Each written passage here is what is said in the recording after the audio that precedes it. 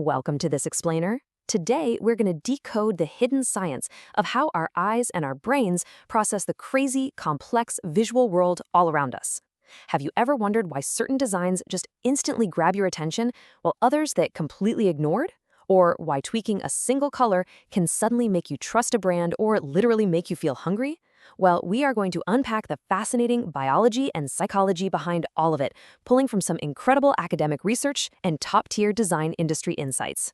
So here is our roadmap. First, the mechanics of sight. Second, where eyes actually look. Third, the psychology of color. Fourth, ethics in visual design. And finally, number 5, building your design story. All right, section 1, the mechanics of sight. We're starting with the body, specifically the actual biological way our eyes navigate a visual scene. So, you probably think your eyes work kind of like a continuous video camera, right? Well, scratch that. A landmark 1996 study by a researcher named Grimes proved that people completely missed a flock of birds shrinking by a full third in an image. Why? Because the change happened during a natural eye movement. It just goes to show our visual perception is surprisingly easy to manipulate.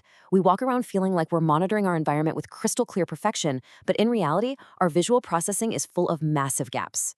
Because here's the thing, instead of smooth panning, our eyes actually make these rapid, darting jumps called saccades.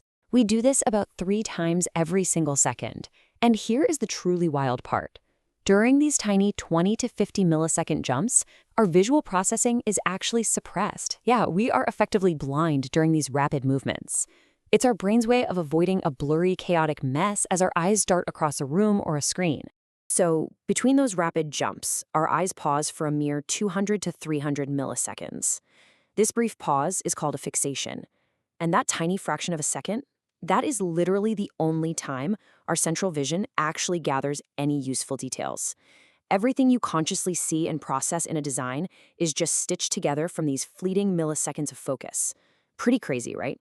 Let's jump to section 2, where eyes actually look. So, now that we know our eyes are doing these microscopic gymnastics, what happens when we put an actual design in front of them? Well, when it comes to human attention, pictures win hands down. A 2001 study by Rayner found that we spend about 266 milliseconds fixating on pictures, but only 226 milliseconds reading text.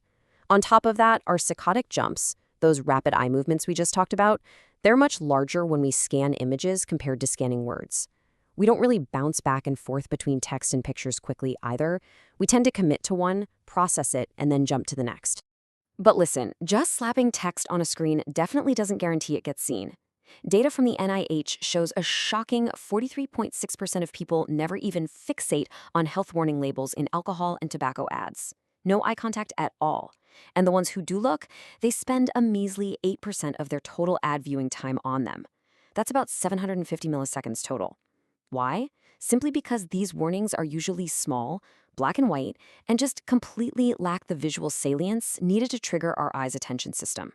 Moving right along this section 3, the psychology of color. We've talked about how the physical eye moves and prioritizes things.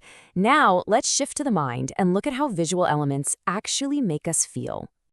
To really dig into this, we're looking at a super fascinating paper from the IOSR journal. It investigates the profound psychological and emotional impact of our color choices in design. See, color isn't just some aesthetic decoration. It's an entire visual language that triggers biological and psychological responses before we even consciously register them. And this research points out that warm colors, think reds and oranges, they physically stimulate our appetite and actually increase our heart rates, which makes total sense when you realize nearly every major fast food chain uses red and yellow in their branding. It literally triggers a sense of urgency and hunger.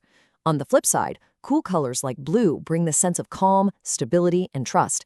No surprise, it's the absolute go-to choice for banks and healthcare providers.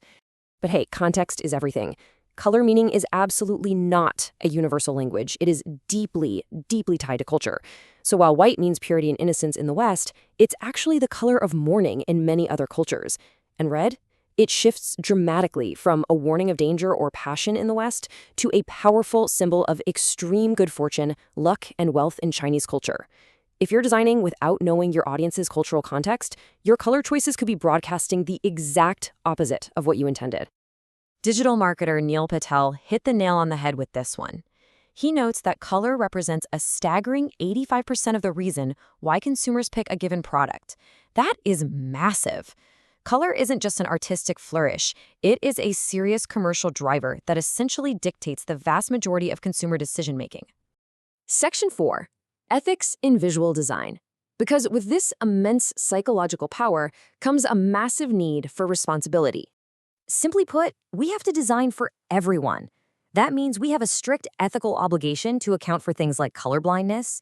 We need to be utilizing accessibility tools like Apple's color filters to ensure our designs remain fully usable for folks with vision differences. We also have to be hyper-aware that our color palettes aren't accidentally perpetuating harmful cultural stereotypes. Designing responsibly just means ensuring your visual communication is an inclusive, welcoming experience for whoever happens to be interacting with your work. And finally, Section 5. Building your design story. So how do you actually take all this biology and psychology and apply it to your own UX career and portfolio? Let's look at some expert insights from the Dribble design community. UX career coach Sarah Doody has this incredible piece of advice. To win roles, you need to think like a lawyer. And what does a lawyer do? They present irrefutable evidence. In your case, that's the hard facts of your skills, but you combine it with a compelling, succinct story. You really can't just have one or the other. So here is your actionable playbook for building a portfolio that actually commands the viewer's eye and mind. First, define your exact pitch. Don't just say, I'm a UX designer. Get specific about what it is you actually do. Second, treat writing out your projects like wireframing before you ever even start designing. Get the narrative straight first. And third, please never just dump silent screenshots onto a page. Think about it. Would you stand in front of a client and show them a design in total silence? Of course not. You have to explain the context behind your visuals. So I'm going to leave you with this final thought for this explainer. The next time you build a portfolio or craft a campaign, take a step back and ask yourself, are you just throwing pixels at a screen, or are you mastering the hidden science of sight to tell an undeniable story? Because once you master visual communication, you stop just making things look pretty, and you start designing with true intent.